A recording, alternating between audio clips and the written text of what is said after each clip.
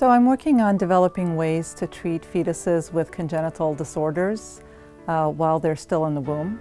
And one therapy that we're developing right now is stem cell transplantation for fetuses that have congenital disorders that affect the blood cells. One disorder is called Alpha Thalassemia Major.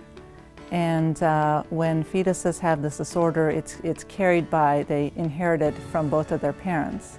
And they get very, very anemic as fetuses and they can die.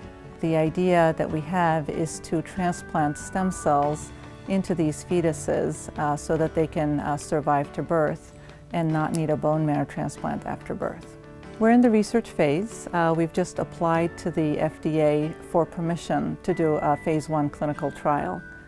And our strategy would be to transplant stem cells from the mother because during pregnancy, the mother and the fetus already tolerate each other. So the best source for the stem cells that we would put into the fetus is the mother.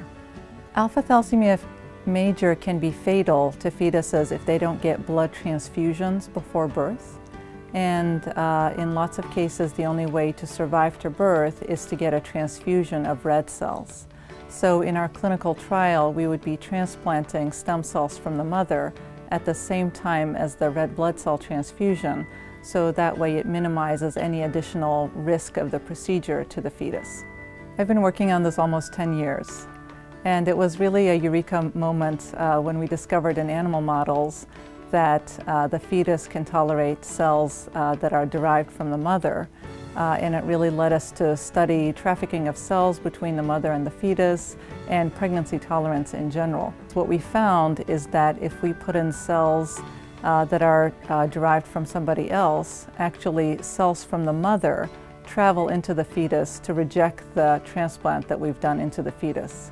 So that's the main reason that the maternal stem cells are the best source. We're very, very excited that there's so much interest in the international community for both doing research in the field as well as trying to take the research into phase 1 clinical trials.